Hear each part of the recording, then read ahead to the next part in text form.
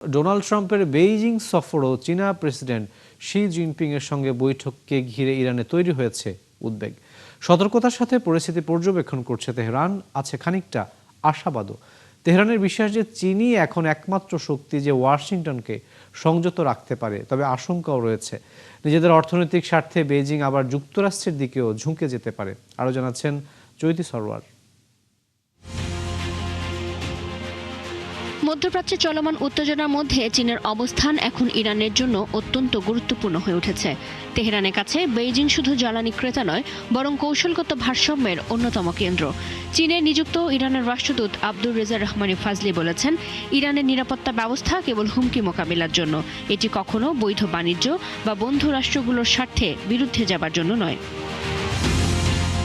বিশ্বের মোট তেল সরবরাহের বড় অংশ হরমুজ প্রণালী দিয়ে প্রবাহিত হওয়ায় এই অঞ্চলের স্থিতিশীলতা চীনের জন্য অত্যন্ত গুরুত্বপূর্ণ। তাই বেইজিং কোনোভাবেই দীর্ঘমেয়াদী সংঘাত বা নৌপথে অস্থিরতা চায় না। চীনের কাছে আদর্শিক অবস্থানের চেয়ে অর্থনৈতিক স্থিতিশীলতাই বেশি গুরুত্বপূর্ণ।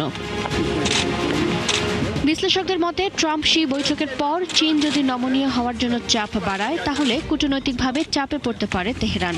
যদিও চীনের মধ্যস্থতাকে ইতিবাচকভাবেই দেখছে ইরান, তবু তারা চায় না এই ভূমিকা যুক্তরাষ্ট্রের কৌশল বাস্তবায়নের হাতিয়ার হয়ে উঠুক।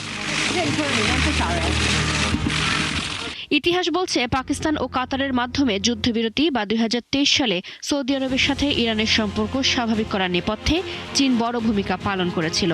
চীন এখন কেবল অংশীদার নয়, বরং উপসাগরীয় অঞ্চলের স্থিতিশীলতার অন্যতম প্রধান অংশীদার।